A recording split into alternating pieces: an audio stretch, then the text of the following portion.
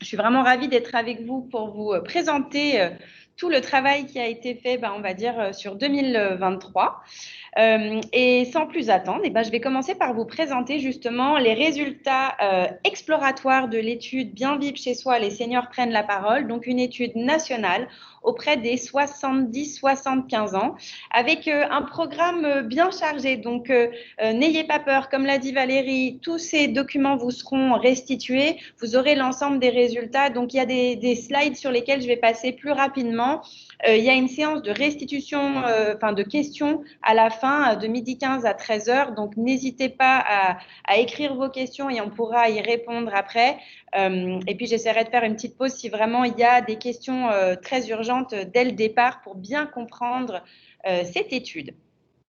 Et donc, sans plus attendre, la méthodologie et les profils des répondants. Donc, c'est une étude que nous avons fait en partenariat avec CSA, donc un institut d'études qui fait référence depuis plus de 40 ans, parce que notre objectif était bien sûr d'avoir une étude nationale représentative de la population française des seniors âgés de 60 à 75 ans. Et donc, nous avons procédé avec CSA avec un questionnaire auto-administré en ligne qui a été distribué à les Access Panel, donc du terrain qui s'est fait en juillet. Et on a pu collecter un échantillon de 1106 répondants, donc encore une fois représentatif de la population française. Et donc, cet échantillon a été constitué d'après la méthode des quotas par sexe, âge, CSP et région selon les données INSEE. Un petit zoom sur les profils de nos répondants à cette étude. Donc, 53% sont des femmes, 47% sont des hommes, avec un âge moyen de 67 ans. Et on voit une répartition entre 35 et 30% dans les trois groupes d'âge qui sont 60 à 64 ans, 65-69 ans et 70-75 ans. On voit aussi la répartition des répondants à l'échelle de la France. Et puis, dans notre échantillon, 85% sont des inactifs, mais quand même 15% encore actifs dans ces tranches d'âge. Ce qui est plutôt intéressant sur les profils sociodémographiques de l'échantillon interrogé, 62% sont mariés. La plupart d'entre eux sont des propriétaires de leur logement, donc à 78%. La grande majorité, donc 72%, occupent leur logement depuis plus de 12 ans. 26% habitent seuls, mais 74% sont accompagnés, soit en couple, soit avec un membre de leur famille, donc en grande majorité en couple. La grande majorité des répondants habitent dans une maison qui peut être individuelle ou mitoyenne. Et fait très intéressant, c'est que 93% des répondants ont un extérieur, donc soit un jardin, une cour, une terrasse ou un balcon. Oui, ça, c'était assez étonnant, hein. Tout à fait. Alors, c'est vrai que la notion de l'extérieur est assez vaste, parce qu'à partir du Mmh. moment où ils ont un balcon, on considère que c'est un extérieur, mais quand même, c'est une donnée très intéressante à Oui. prendre en compte. Alors, leur situation personnelle. Dans ce questionnaire, on a déroulé plusieurs questions qui avaient un ordre chronologique à la fois très important pour ne pas biaiser leurs réponses, pour qu'elles soient vraiment spontanées, mais aussi pour qu'on puisse en apprendre un peu plus sur eux et différents paramètres qui peuvent influencer leur situation personnelle ou comment ils aménagent leur logement. Et donc, on avait aussi posé le décor avec quelques définitions de termes clés apportées dans le questionnaire. Donc, la notion d'aidant qui pouvait être actuelle ou par le passé. Et on entendait le fait qu'ils apportent une aide, un support ou un support régulier à titre non professionnel pour effectuer tout ou une partie des tâches ou activités de la vie quotidienne à une personne en perte d'autonomie, âgée ou non. Ils pouvaient être aidants pour un proche ou pour un voisin ou autre. On avait aussi une notion de définition d'autonomie et considérée comme indépendante ou autonome une personne qui peut effectuer seule, sans l'aide de l'assistance ou d'une tierce personne, les actes ordinaires de la vie quotidienne, comme s'alimenter, se laver, se déplacer et s'habiller. Voilà, donc c'était un peu pour planter le décor. Et donc, si on va directement dans les résultats, dans nos 1106 répondants, 37% ont été ou sont actuellement des aidants. Et on le voit que c'est encore plus vrai pour les femmes parce qu'il y a une surreprésentation des femmes auprès des aidants et les aidants sont en moyenne plus jeunes parce qu'il y a une sous-représentation de la tranche d'âge 60-75 ans. Donc, une donnée très intéressante qui va nous impacter pour les résultats d'après. Ensuite, on leur a posé la question s'ils ont été confrontés ou non à la perte d'autonomie. Et la majorité de notre échantillon, à 51%, n'a pas été confrontée à la perte d'autonomie. Et 49% oui, soit l'a été confrontée par le biais de la perte d'autonomie d'un proche, soit par une perte d'autonomie qui les a touchés eux personnellement, qu'elle a été temporaire ou actuelle. De même, on leur a posé la question sur la perte d'autonomie. Est-ce que c'est un sujet qui les préoccupe? Et en effet, c'est un sujet qui divise et 56% des répondants disent que ça les préoccupe, soit beaucoup, soit un peu. Et ensuite, on leur a aussi posé la question de quand il faut s'en soucier. En moyenne, les répondants disent qu'il faut s'en soucier à partir de 75 ans et en fonction de certains profils, par exemple, on le voit chez les femmes, il faut plus s'en préoccuper avant 66 ans et notamment plus les personnes ont été confrontées à la notion de perte d'autonomie, plus pour eux, il faut s'en occuper plus jeunes, donc avant 70 ans, alors que pour des personnes non confrontées à la perte d'autonomie, eh ben pour eux, c'est plus clair qu'il faut s'en occuper après 70 ans. Donc encore une fois, des données qui sont très importantes pour comprendre l'état d'esprit dans lequel se retrouvent les seniors interrogés. Ensuite, on a aussi posé des questions sur des problématiques que peuvent rencontrer les seniors dans leur logement. On avait conduit une première étude qui nous avait permis d'identifier le top 5 des problématiques, qui étaient de soulever des objets lourds, se baisser pour attraper des objets, atteindre des objets en hauteur, monter les escaliers ou les marches facilement, s'asseoir ou se relever et franchir des seuils.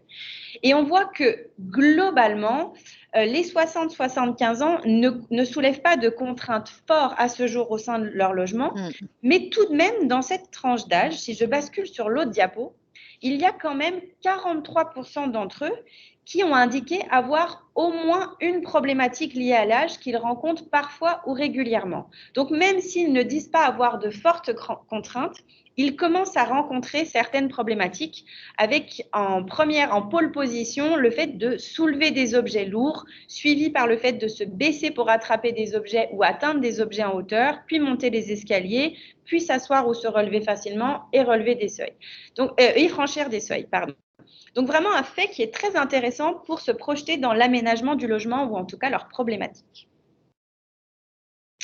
Alors, si on rentre maintenant dans l'aménagement au sein du logement, eh bien, on a voulu comprendre un peu plus notre échantillon et donc on leur a posé une question assez générique qui était de lorsque vous pensez à votre avenir et à votre bien-être à domicile, diriez-vous qu'il faudra prévoir des changements dans votre logement pour pouvoir y rester le plus longtemps possible? Eh bien, 42% ont dit oui. Que vous avez déjà anticipé en effectuant des aménagements dans votre logement, 30% ont répondu oui. Que vous avez déménagé ou il sera nécessaire de déménager, 30% envisagent un déménagement de leur logement pour bien vieillir à domicile. Et que c'est quelque chose qu'ils anticipent en se renseignant sur ou qu'ils ont déjà mis en place des aides à domicile. Et là, c'est oui pour 14% des répondants. On voit que le déménagement est un sujet qui est beaucoup plus présent pour les locataires que les propriétaires et que, à contrario, c'est les propriétaires qui ont davantage effectué des aménagements. Donc, une certaine influence de s'ils sont propriétaires ou locataires ou les moyens qu'ils ont pour aménager leur logement. Et petit zoom de pourquoi ces seniors envisagent de déménager ou en déménager, eh ben, c'est surtout parce qu'ils ont un logement qui est soit trop grand ou qui devient inadapté, mais aussi parce qu'il y a la dimension d'un logement trop cher ou qu'il sera trop cher pour améliorer le confort au quotidien. Et donc, pourquoi j'ai insisté sur cette question 10 avec différentes possibilités de réponse? Eh bien, c'est parce que cette question 10 nous a permis de distinguer 3 profils en fonction de leurs préoccupations de l'avenir à domicile. Et comme vous l'avez vu, on avait posé la question de ceux qui ont déjà anticipé en effectuant des aménagements dans leur logement. Quand ils ont coché oui, eh bien, c'était les prévoyants. Et donc, il y avait 30%, soit 334 répondants.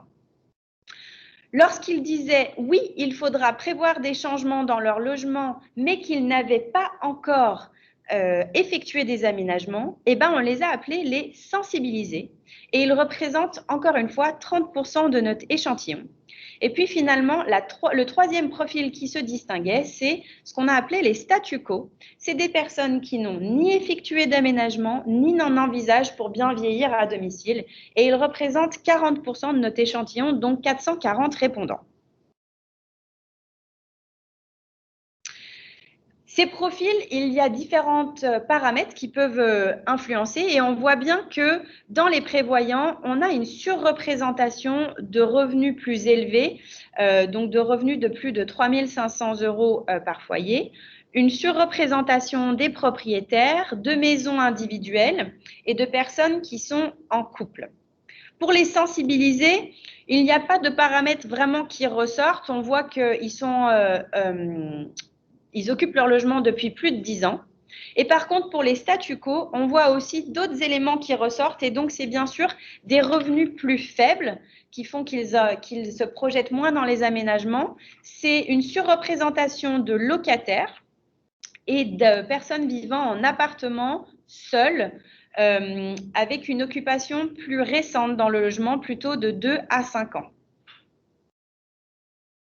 Autre profil très intéressant, on voit que le fait d'être confronté à des situations de perte d'autonomie ou d'avoir été aidant les amène à être plus prévoyants ou plus sensibilisés parce qu'on voit que 68% des prévoyants sont préoccupés par la perte d'autonomie et qu'il y a une surreprésentation des personnes qui ont été confrontées à une perte d'autonomie pour eux-mêmes ou pour un proche. De même, les prévoyants ont plus tendance à être des aidants que les autres profils. Et pour eux, les prévoyants, il faut se préoccuper de la perte d'autonomie avant 66 ans. Alors que pour les sensibiliser, un autre profil où ils envisagent des aménagements, n'en ont pas encore fait, ils sont bien sûr préoccupés par la perte d'autonomie à 67%. Et pour eux, c'est plutôt entre 66 et 70 ans qu'il faut se préoccuper de la perte d'autonomie. Et quand on regarde les statu quo, eh bien, c'est des personnes qui sont moins préoccupées par la perte d'autonomie et qui ont été moins confrontées à la perte d'autonomie que le reste de l'échantillon. Idem, il y a moins d'aidants dans ce profil. Et pour eux, il faut plutôt s'occuper ou se préoccuper de la perte d'autonomie après 70 ans. Donc, selon ces trois profils, on les a interrogés pour comprendre quels aménagements ils ont fait, envisagent ou se projettent, vous le verrez après. Et donc, focus sur les aménagements faits par les prévoyants, donc ceux qui ont déjà fait des aménagements. Eh bien, arrive en pole position, c'est des aménagements qui ont été effectués dans la salle de bain. Donc, 72% ont fait des aménagements dans leur salle de bain. Arrive ensuite la chambre, suivie par la cuisine, le salon, salle à manger, puis jardin, terrasse. Et bien sûr, il y avait des petites questions sur les autres pièces et donc elles arrivent après. Faisons un zoom sur qu'est-ce qui se fait dans ces pièces en top priorité. Eh bien, dans la salle de bain, le point noir tourne autour de la baignoire et de la douche, puisque 56% ont envisagé ou ont fait un remplacement de baignoire en douche. 50% ont fait des aménagements dans leur douche et leur baignoire. Et 35% ont parlé d'amélioration de la luminosité. Pour la chambre, le focus a été fait sur le lit parce que 46% ont remplacé ou mis un lit plus adapté et plus confortable. Ils ont également amélioré la luminosité dans la chambre et ils ont supprimé des meubles pour faciliter l'accès et la mobilité dans la chambre. Je vous représente juste une petite diapo juste pour vous dire que dans les résultats et les documents que vous aurez, vous avez bien sûr beaucoup plus de détails sur toutes les pièces. Je ne vais pas rentrer dedans, mais vous voyez un petit peu tous les propositions qu'ils pouvaient cocher pour mieux se projeter et dire « Ah oui, cet aménagement, je l'ai fait chez moi dans cette pièce. » Et donc, c'est valable pour toutes les pièces qui ont été proposées. Dans la cuisine, c'est vraiment l'esthétisme de la pièce et la surface du plan de travail qui ont été revus. Donc, et aussi une action sur la luminosité. On voit que 50% ont amélioré la luminosité, 45% ont modernisé la cuisine et 45% ont trouvé des solutions pour améliorer la surface de plan de travail. Dans la salle à manger, c'était encore la luminosité qui était un point d'axe de travail et de réflexion et le besoin de supprimer des meubles pour faciliter l'accès et la mobilité. Et ensuite, en troisième position, arrivait l'ajout de fauteuils relax, inclinables et réglables. Dans le jardin, l'attention s'est préoccupée sur la sécurisation de la circulation, l'installation de systèmes de protection solaire et d'ombrage et du changement de mobilier de jardin. Comme vous le voyez, à travers toutes les pièces, vraiment la luminosité est un sujet transverse qui les préoccupe et qu'il arrive en fonction, en position 3, 2 ou même 1 en fonction des différentes pièces. Un sujet à garder en tête pour après les résultats du cahier inspirationnel. Alors, ce qui était très intéressant, c'est que quand même, on leur a posé la question de quand ils ont fait ces aménagements. Et globalement, on se rend compte que chez les prévoyants, c'est 63 ans, l'âge moyen au moment de la réalisation des aménagements. Donc, très intéressant cet âge pour se dire et pour les cibler et se dire que c'est à ce moment-là où ils se projettent, qu'ils veulent être accompagnés et qu'ils font des aménagements. Si maintenant, on avance sur les sensibiliser, qu'est-ce qui les préoccupe? Eh bien, c'est le même ordre de priorité des pièces que pour les prévoyants. Donc, salle de bain en premier, chambre, puis cuisine, salle à manger, salon, puis le jardin, terrasse. Et forcément, ils n'ont pas encore fait les travaux et on leur a demandé s'ils ont commencé à se renseigner. Et seulement 14% a commencé à se renseigner. Globalement, il y avait des similitudes dans les problématiques par pièce. Donc, dans la salle de bain, le point noir reste la baignoire et la douche. Mais quand ils se projettent, ils accordent plus d'importance à l'assise que les prévoyants dans la salle de bain. Et c'est vrai que l'ajout d'une assise est ressorti à 22% pour cette cible-là. Et dans la chambre, c'est toujours le lit qui reste la priorité, avec ensuite la suppression de meubles et l'amélioration de la luminosité. Idem, vous aurez les détails. Après, on leur a posé la question, bien sûr, pour la cuisine, salon, salle à manger, jardin, terrasse. Il faut savoir que c'était des bases un peu plus faibles en termes d'échantillons, mais tout de même, les aménagements étaient tout à fait similaires que les prévoyants, avec ce besoin d'aménagement de surface de plan de travail. Il y avait une notion de remplacement de l'électroménager et de réaménagement et changement des meubles bas pour faciliter l'accès. Dans le salon salle à manger, le focus était aussi sur le changement, l'installation de canapés relax, la notion de supprimer des meubles pour faciliter l'accès, le changement de meubles pour leur praticité et jardin terrasse, sécurisation de la circulation, installation de protection solaire et changement de mobilier de jardin. Très intéressant, on leur a posé la question de quand est-ce qu'ils envisagent ces travaux. Et finalement, on se rend compte qu'il y a des âges charnières, c'est entre 71 ans et 73 ans où ils se projettent pour faire ces aménagements. Donc, vraiment des âges pivots à garder en tête pour les cibles de personnes pour les différents aménagements et aussi pour l'accompagnement qui pourra être fait auprès de ceux-ci. Maintenant, les statu quo, forcément, ils n'ont pas fait d'aménagement et n'en envisagent pas. Mais tout de même, on leur a balayé toutes les questions et on leur a demandé de se projeter et de voir si certains de ces aménagements leur parlaient. Alors, avec un ordre et une présentation un petit peu différente, parce que eux, ils n'allaient pas par pièce qu'ils avaient sélectionné. Vraiment, ils avaient un menu déroulant de toutes les options. Et puis, finalement, on voit que même auprès de la cible la moins impliquée, c'est toujours la salle de bain qui cristallise le plus d'aménagements à prévoir, avec le remplacement de la baignoire par une douche, mais que le lit figure également dans le top 5 des éléments à changer, suivi ensuite par encore des aménagements de la douche de la baignoire existante et changement d'installation d'un canapé relax plus confortable, puis l'ajout d'une assise dans la salle de bain.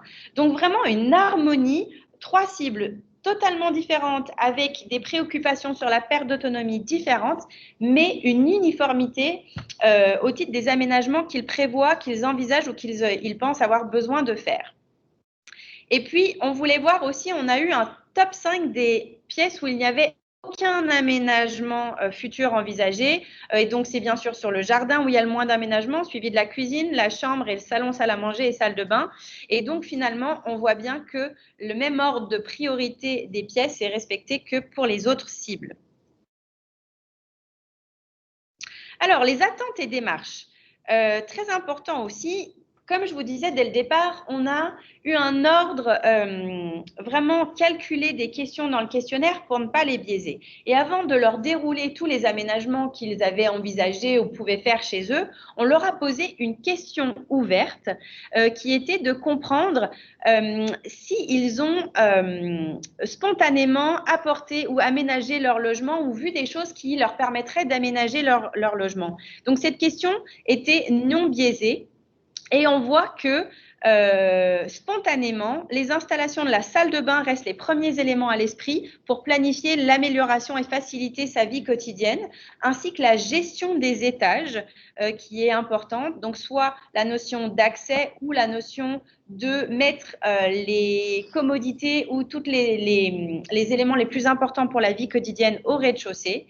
Après, ensuite, ils nous ont parlé de notion de déménagement ou différents éléments sur le mobilier. Et vous retrouverez dans les documents de restitution vraiment plus de détails sur cette question ouverte et les réponses qu'ils nous ont apportées. On leur a aussi posé une question très intéressante, c'est quels sont les éléments, selon eux, qui nécessitent d'être améliorés par les fabricants pour répondre pleinement à leurs besoins et ceux de leurs proches. Eh bien, dans le top 5 arrivent les lits, le mobilier de salle de bain, les canapés fauteuils, le mobilier de cuisine, suivi ensuite par les sièges et les chaises. Et on voit qu'en 6e position, avec 30%, arrivent aussi les éclairages. Et c'est vrai que ce top 5 est très, très important pour nous parce qu'il met vraiment en lumière le fait que oui, ils prévoient des aménagements, oui, ils ont fait des aménagements, oui, ils ont besoin d'aménagements, mais pour autant, ils pensent vraiment que les produits qui sont proposés sur le marché ont besoin d'être améliorés en fonction de leurs besoins. En fonction de ces besoins, on leur a aussi posé la question du top 3 des attentes pour les assises. Et ce qui arrive en pole position avec 82%, c'est le confort d'une chaise ou d'une assise, suivi par sa notion de modularité et sa présence d'accoudoir et le fait qu'il soit facile à déplacer. On leur avait aussi ensuite posé la question sur la fermeté, l'esthétisme et le fait qu'une même assise pouvait être utilisée dans plusieurs pièces. Mais c'est vraiment le confort, la modularité, les accoudoirs et le facile à déplacer qui remontaient dans le top 3 de leurs priorités. On leur a ensuite posé une question qui était plutôt intéressante et importante, vous le verrez après dans le cahier inspirationnel pour la notion de service. Et c'était de savoir, c'est lorsqu'ils envisagent des aménagements dans leur logement, vers qui ils se tournent, qui ils consultent en priorité. Alors, 48% ne sollicitent personne. On n'est pas surpris parce que notamment dans ces 48%, il y a une surreprésentation des statu quo et des personnes non confrontées à la perte d'autonomie. Néanmoins, quand ils envisagent des aménagements, eh bien, ils sollicitent en priorité un artisan avec 20%, un membre de leur famille ou de leur entourage à 17%. Ensuite, ils se tournent vers un vendeur dans une enseigne de grande distribution ou spécialisée, puis ils se tournent vers un ergonome ou un ergothérapeute. On voit aussi que la personne vers qui ils se tournent dépend aussi de si ils ont été sensibilisés à la perte d'autonomie, si c'est des prévoyants ou pas. Et puis un petit changement de profil aussi, s'il y a une surreprésentation des femmes qui vont solliciter un membre de leur famille. Et on voit que c'est surtout les personnes qui ont endossé le statut d'aidant qui vont se tourner vers un ergothérapeute.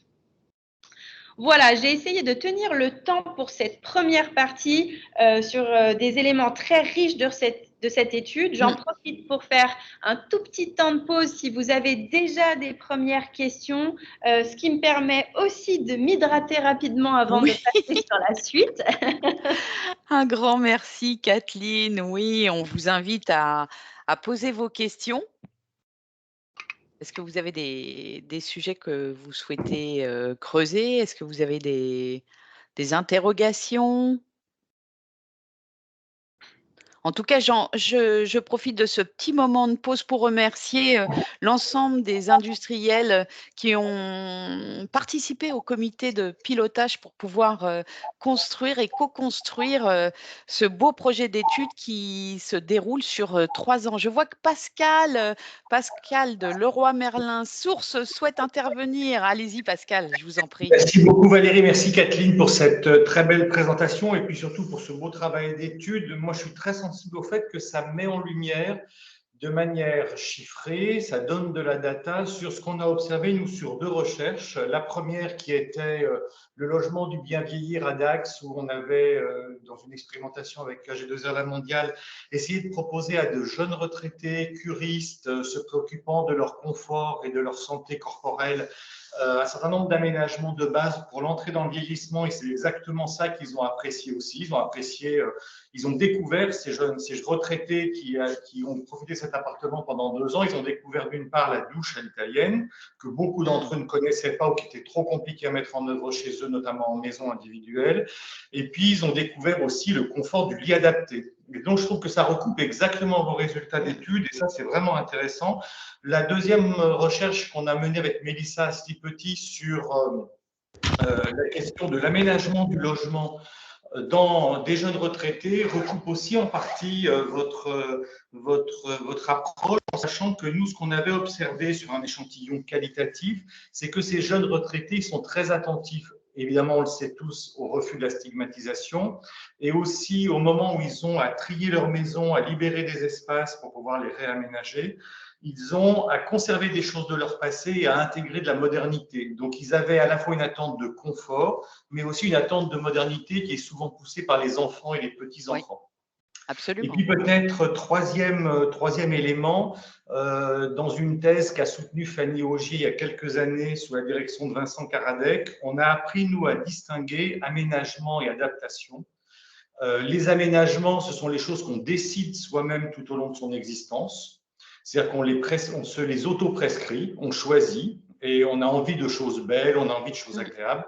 L'adaptation, c'est véritablement quelque chose qui vous est prescrit par l'extérieur.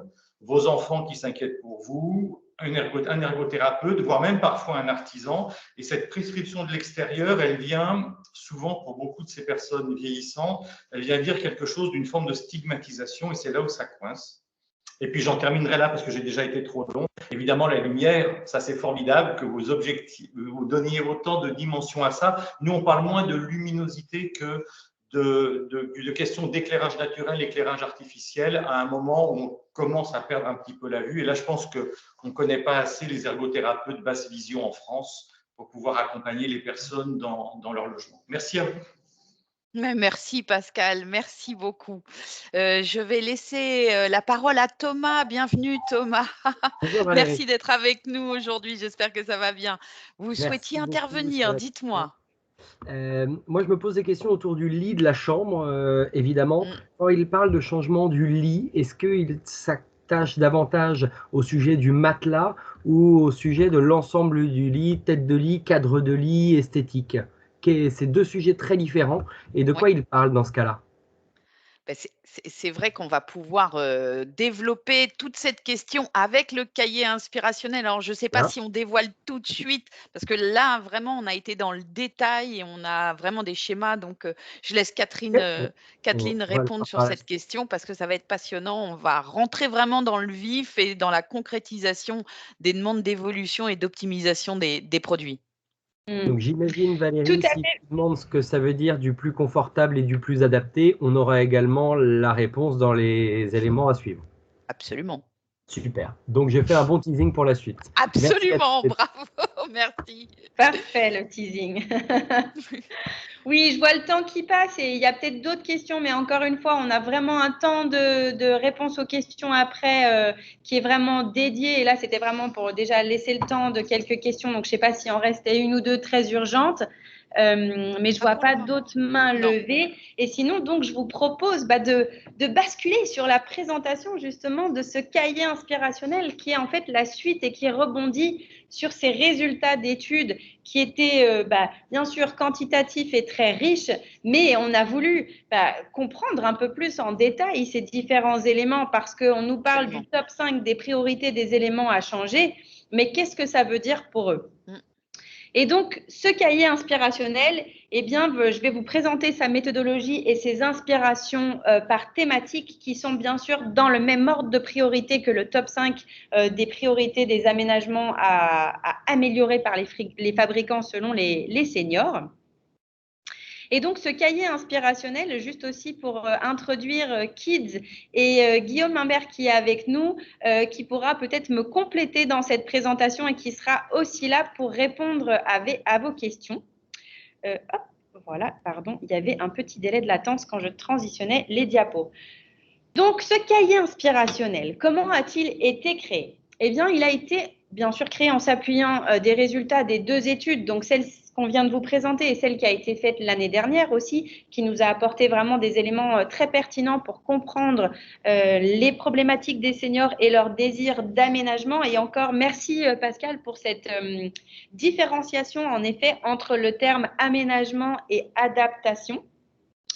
Qui a vraiment un impact en termes de la prescription et aussi de l'impact émotionnel de si c'est quelque chose qui a été choisi ou quelque chose qui a été subi en fonction d'une situation. Et surtout, ce cahier inspirationnel, il a été créé en collaboration avec plusieurs groupes de discussion composés de seniors, mais pas que. À chaque fois, les groupes de discussion étaient composés de 6 à 8 personnes et ils ont partagé leurs idées, leurs expériences de vie à domicile sans pour autant être influencés par les produits disponibles sur le marché. Donc vraiment, on leur a laissé libre cours à leur imagination, on ne leur présentait pas d'autres choses qui existaient et on voulait vraiment qu'ils nous parlent de leur vécu. Et c'est vraiment aussi un document qui a été créé en live parce que chaque atelier, il y avait de la facilitation graphique et l'accompagnement des designers qui dessinaient en live leurs idées. Et donc, il y a eu 3 focus group d'idéation pour construire ce cahier inspirationnel. On a ensuite fait un focus group de créativité interne avec des professionnels et des ergothérapeutes et des designers pour capitaliser sur les idées des seniors. On a fait une séance de confrontation des premières idées auprès du copil de ce projet, donc avec des industriels de l'ameublement français. Et ensuite, on a fait 2 focus group de confrontation pour montrer à d'autres seniors ces idées pour qu'ils puissent les critiquer, rebondir dessus, en proposer de nouvelles. Et vraiment, c'est ce qui nous a permis de créer ce document que je vais vous présenter. Donc, des cibles interrogées, donc 27 seniors, 4 ergothérapeutes, 3 designers et 3 outsiders qui étaient présents en fonction des différents ateliers. Avec des seniors au profil varié et une moyenne d'âge de 73 ans avec 63% de femmes et 37% d'hommes. Certains étaient aidants, certains en maison, d'autres en appartement, d'autres avaient à la fois une maison, un appartement, regroupés selon différentes tranches d'âge avec, bien sûr, dans nos focus group, l'idée c'était aussi de reculer le curseur de l'âge, donc ils avaient moins de 80 ans, mais on avait aussi une bonne participation des 60-64 ans. Et donc, ce cahier inspirationnel, il faut quand même vous l'expliquer un petit peu. Donc, vraiment, la valeur du cahier inspirationnel, elle réside autant dans les problématiques et les enjeux qui ont été identifiés que dans les pistes d'idées et les verbatims spontanés des 60 ans et plus. Et vraiment, l'idée, c'est que les entreprises qui êtes aujourd'hui autour de la table, et pas que quand vous allez, on l'espère, partager ce document, puissent s'approprier vraiment l'histoire qui se cache derrière une idée. Donc, c'est des illustrations et des notes qui vous donnent des pistes pour développer des solutions adaptées aux seniors, mais pas que. On part du besoin des seniors, mais l'idée, c'est que ça soit des solutions qui peuvent bénéficier à toutes les tranches d'âge parce qu'on peut se trouver dans une période d'invalidité temporaire, quel que soit l'âge, que ça soit une jambe cassée, un cancer ou autre, ou alors c'est des solutions qui profitent aux seniors, mais qui sont utiles quand ils ont leurs petits-enfants ou pour des familles ou pour des différences de taille. Donc, Donc, vraiment, les seniors sont le point de départ, mais l'idée, c'est que ça soit des solutions pour tous. Et comme je vous le disais, c'est des points de départ et l'idée, c'est que les entreprises de l'ameublement français s'emparent de ces idées et de ces histoires pour soit concevoir de nouvelles solutions, améliorer des solutions existantes ou juste mettre en lumière certaines solutions qui ont été plébiscitées par les seniors. Parce que vous le verrez, nombre de solutions présentées ici existent déjà sous une forme ou une autre, mais sont parfois cantonnées au marché B2B et généralement peu visibles dans les circuits grand public fréquentés par les seniors. Donc, quand on parle d'une histoire qui se raconte, ça peut être aussi une histoire de communication et de valorisation des solutions. Absolument. Et vraiment, au moins, ce qu'on peut dire, c'est que les solutions préposées dans ce cahier ont vraiment le mérite d'être issues des premiers échanges et réflexions menées par les seniors et dans un deuxième temps, d'avoir été validées par eux, comme je vous disais, avec ces focus group de confrontation. Vous verrez, il y a un petit guide de lecture et ça, vous le retrouvez aussi dans les livrables que vous pourrez télécharger. En fonction des focus group de confrontation, on a mis des petites pastilles pour dire vraiment ils aiment l'idée, mais elle doit être affinée, que c'est une idée qui a une connotation trop médicale ou que c'est vraiment une fausse bonne idée. Encore une fois, là, comme l'étude, c'est un rapport qui est assez long, qui a 83 diapos d'idées. Je ne vais pas toutes vous les présenter aujourd'hui parce que sinon, la restitution serait trop longue. Mais voilà, on pourra revenir dessus et vraiment, je vais vous présenter les principales idées et essayer de passer assez vite. Mais n'hésitez pas après, si vous avez des questions, on se fera un plaisir d'y répondre et d'argumenter ou d'échanger sur qu'est-ce que les seniors nous ont dit. Et donc, sans plus attendre, les inspirations par thématique. Et vous verrez que dans ce cahier inspirationnel, on a aussi un peu des flashs avec des points qui sont ressortis de l'étude qualitative et des recommandations générales. Et donc là, une recommandation générale, on l'a vu dans l'étude, entre 63 et 73 ans, c'est un âge charnière pour faire les aménagements. Mais au final, en moyenne, on se préoccupe de la perte d'autonomie à 75 ans. Donc, c'est des données à garder en tête à la fois pour les industriels, mais aussi pour les acteurs de terrain qui préconisent ou qui accompagnent les seniors. Et j'y pense aussi, notamment avec cette visite d'ergothérapeute gratuite qui sont proposées par plusieurs mutuelles après 75 ans. Dans quelques recommandations générales, les seniors veulent bien sûr des solutions qui finalement sont non stigmatisantes et cette notion que l'amélioration de l'ergonomie, comme je vous le disais au début, elle bénéficie à tous les profils. La notion de confort qui est multidimensionnelle et qui englobe tous les sens. Le mobilier de cuisine est, semble-t-il, le mobilier qui est actuellement le mieux pensé selon les seniors, donc c'est intéressant de pouvoir s'en inspirer pour d'autres pièces. Ils ont des attentes pour des produits accessibles. Les seniors sont globalement beaucoup plus ouverts qu'on le pense et ils sont ouverts à beaucoup de choses, sauf bien sûr au design stigmatisant et connoté trop médical, surtout dans une notion d'aménagement et pas d'adaptation un peu subie. Et globalement, ils ont une méconnaissance des solutions existantes adaptées à leurs difficultés et ils ont vraiment une difficulté chronique à les identifier dans les magasins. Et puis, on voit aussi qu'il y a certains invariants qu'on va retrouver dans toutes les thématiques, cette notion de faire attention aux angles vifs, avec aussi les tiroirs push qui sont très plébiscités par les seniors et cette notion de facile à déplacer. Et dans le top 5 des aménagements à faire, des modifications à faire sur quels éléments plébiscités par les seniors, c'était le lit. Et le lit, c'était la question de Thomas. Eh bien, ce qui est intéressant, c'est que finalement, ils se rendent compte qu'ils le changent peut-être autour des 63 ans, voire avant 70 ans, mais que finalement, c'est un lit qu'ils vont garder jusqu'à peut-être leurs 95 ans. Et donc, ils ont besoin d'un lit qui évolue dans le temps sans forcément changer ce lit. Et donc, il doit être modulable. Mais bien sûr, attention avec ces points de vigilance, attention à l'apparence des barrières qui peuvent rapidement donner une impression de lit d'hôpital. Et donc, dans ce cahier inspirationnel, vous verrez à chaque fois en haut à gauche la thématique, ensuite suivie par les problématiques qui ont été soulevées par les seniors et certains enjeux, avec ensuite, dans le boîtier en gris, un décryptage de l'histoire qui se raconte et bien sûr au centre de chaque diapo, les images qui ont été faites par facilitation graphique en live pendant les différents ateliers et qui ont pour but de vous inspirer. Donc, si j'avance sur les problématiques du lit, cette notion du lit qui se règle en hauteur. Et l'histoire qui se raconte, c'est qu'ils connaissent les lits électriques, mais qu'ils estiment qu'ils ont tout de même besoin d'être améliorés. Il y a cette notion de cherté des lits électriques et des pannes qui peuvent leur faire peur. Et donc, l'enjeu, c'est de proposer des solutions. Pardon, j'ai un petit élément qui s'est affiché sur mon ordinateur, donc je ne voyais plus la diapo. Ils ont voilà, besoin d'avoir des appuis pour des phases de transport et un besoin d'ajuster la hauteur du lit, mais il faut qu'on s'éloigne des codes du médical. Et cette notion d'adapter la hauteur du matelas pour 2 personnes sans avoir de marge dans le lit, vraiment, c'est quelque chose qu'ils aiment beaucoup.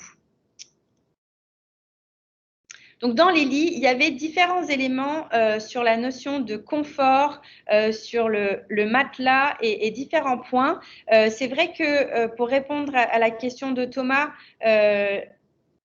c'est vraiment leur enjeu et l'histoire qui se raconte. Et il y a d'autres diapos que je ne vous présente pas ici, mais on pourra y revenir un peu plus dans les questions. C'est vraiment cette notion du lit qui évolue dans le temps et qui peut changer, qui est adaptable en particulier avec sa hauteur. Et vraiment, il y a un besoin de communication sur les lits. Donc, le mot-clé, c'est la confort et l'adaptabilité. Si on bascule ensuite sur la salle de bain. La salle de bain qui était vraiment la top des priorités en termes de pièces. Il y a beaucoup de choses qui les préoccupent et notamment la notion d'une robinetterie ergonomique avec un contrôle à distance. Parce qu'en fait, nombreux seniors peuvent à la fois être des aidants ou s'occuper de leurs petits-enfants. Et donc, finalement, cette notion d'avoir un pommeau de douche qui peut être actionné à distance, c'est intéressant, mais aussi l'appréhension des robinets, parce qu'en fait, on se rend compte, et on le revoit aussi dans la notion de luminosité, avec l'âge, la vue baisse. Et on a des lunettes, mais dans la douche, on ne met pas ces lunettes. Donc, cette robinetterie a vraiment un enjeu très important pour eux. Autre problématique dans la salle de bain, c'est la douche repensée. C'est vrai que la douche est beaucoup plébiscitée. On parle de changer sa baignoire en douche, mais pour autant, finalement, une douche mal adaptée, eh ben, il vaut mieux garder sa baignoire. Donc, c'est très important de comprendre les problématiques et de bien penser l'ergonomie des douches, à la fois pour la personne qui va prendre sa douche, mais aussi pour les aidants, et de faciliter la mobilité et les points d'appui dans cette douche avec la notion du siège dans la douche, ou voir cette notion de cloison à mi-hauteur pour les aidants avec un mot-clé, l'accessibilité. Dans la salle de bain, l'accessibilité, comme je viens de le dire d'avant, c'est vraiment un enjeu qui les préoccupe, et la lumière. Et il y a des problématiques de hauteur de lavabo, d'accès, notamment quand on a des problématiques où on a besoin de s'asseoir ou peut-être de mobilité réduite. Donc, de réfléchir comment le mobilier de salle de bain peut évoluer et peut être modulable même très fonctionnel en même temps et permettre le passage de fauteuil sous le lavabo ou d'une assise et d'avoir vraiment des rangements à hauteur. Et l'éclairage est très important pour bien circuler et bien s'y retrouver dans la salle de bain. Autre enjeu très important qui sont les points d'appui. Mais les points d'appui, on en a besoin, mais on veut des points d'appui non stigmatisants et design. Et donc, on le voit, il en existe dans le commerce, mais il y en a probablement plein d'autres qui existent au catalogue qui ne sont pas assez valorisés. Et vraiment, ils aiment avoir des points d'appui sécurisants et multi-usages, mais voilà, qui s'intègrent et qui se fondent dans le décor de leur salle de bain. Alors, la salle de bain, l'histoire qui se raconte, c'est malgré le fait que la baignoire, c'est quelque chose qui est plébiscité, le remplacement de la baignoire, mais un vrai verbatim qui ressort de beaucoup de seniors, c'est qu'il vaut mieux une baignoire qu'une douche mal adaptée. Et finalement, ça va peut-être faire dresser les sourcils des ergothérapeutes ou de différentes personnes qui, quand on est dans une phase d'adaptation prescrivent des douches à l'italienne, mais oui, mais il faut que ça soit une douche bien adaptée. On le voit aussi que une des problématiques et quelque chose qui est un petit peu des non-dits, c'est que des fois, des aides à domicile ont du mal à intervenir justement parce que la salle de bain n'est pas adaptée. Et donc, finalement, quand c'est une douche trop petite ou mal adaptée, c'est presque pire qu'une baignoire qu'on peut accessoriser. L'assise a vraiment toute sa place dans la salle de bain et donc c'est intéressant de réfléchir à l'aménagement ou au mobilier qui peut intégrer cette assise. La notion des points d'appui qui ont besoin d'être sécurisés. Et la salle de bain, c'est vraiment un lieu incontournable pour un éclairage automatique. Et bien sûr, la pièce qui cristallise beaucoup d'inquiétudes face à la perte d'autonomie. Et donc, de pouvoir moduler cette pièce en fonction des besoins est très important pour eux. On l'avait bien dit que le mobilier de salle de bain dans l'étude sortait en deuxième priorité avec 60% des répondants qui ont indiqué que le mobilier de salle de bain nécessitait d'être amélioré par les fabricants. Passons maintenant aux assises. Troisième thématique sur 9. Les assises, un vaste sujet et en fait on a pu un petit peu défricher le terrain avec eux de qu'est-ce que c'est un bon canapé selon eux parce que ils ont des problématiques de canapé trop bas, canapé trop mou, canapé qui suivent la mode mais pas forcément leurs besoins. Et finalement, l'histoire qui se raconte derrière un bon canapé, c'est un dossier bien haut qui cale les épaules et les omoplates en appui, qui soutient bien les lombaires. Donc ça, c'est vraiment quelque chose qui est très important pour eux.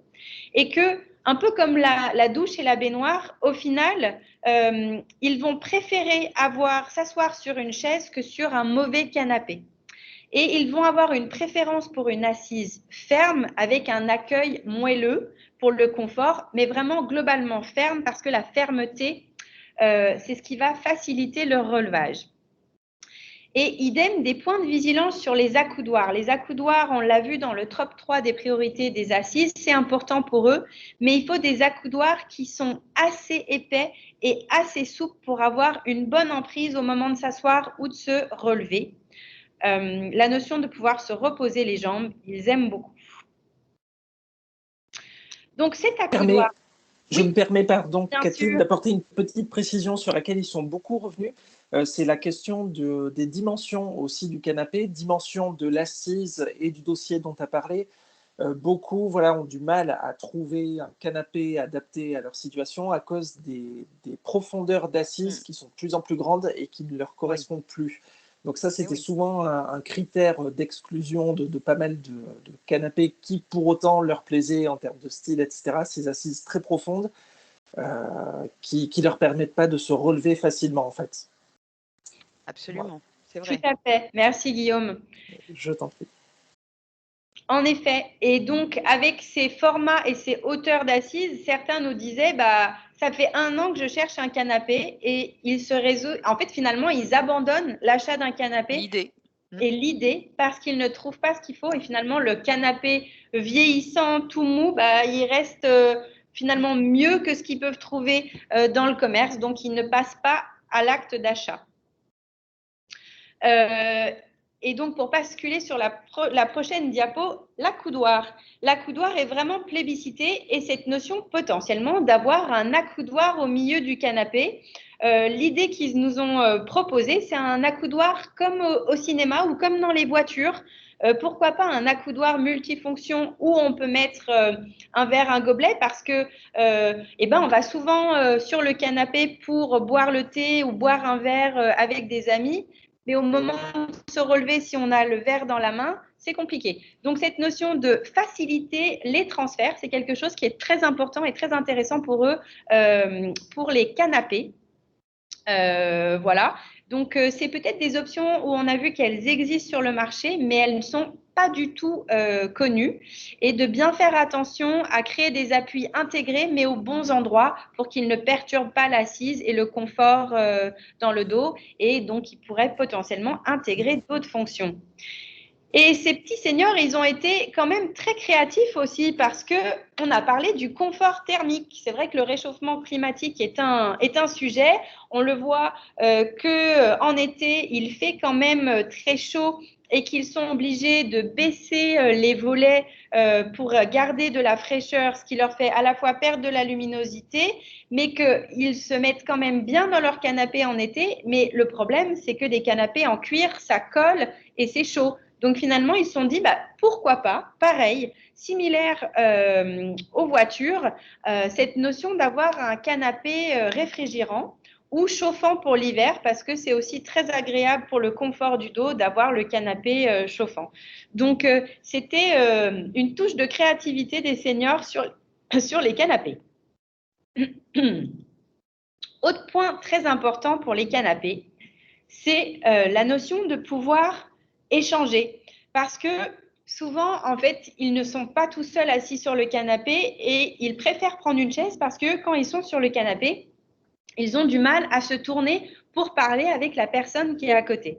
Donc, cette notion d'un canapé potentiellement incurvé ou modulable qui permet un meilleur contact entre les personnes. C'est vrai que le lien social est vraiment très important pour les seniors, les moments d'échange, et ça serait dommage de perdre un moment d'échange tout simplement parce qu'on a du mal à se tourner sur le canapé. Donc les canapés, l'histoire qui se raconte, c'est comme l'a bien soulevé Guillaume, c'est qu'ils peinent à trouver des produits qui correspondent à leurs besoins.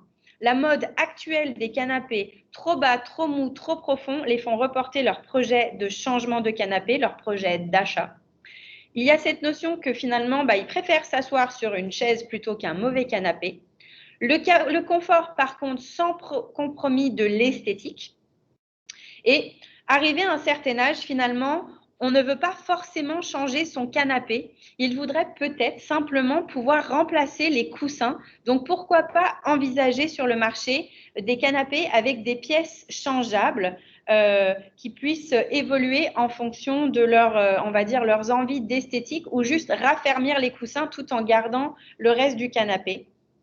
Et donc, encore une fois, peut-être existe-t-il de nombreux canapés dans les différentes entreprises de l'ameublement français qui correspondent aux critères de confort, mais finalement, les seniors n'ont pas assez de visibilité sur cela.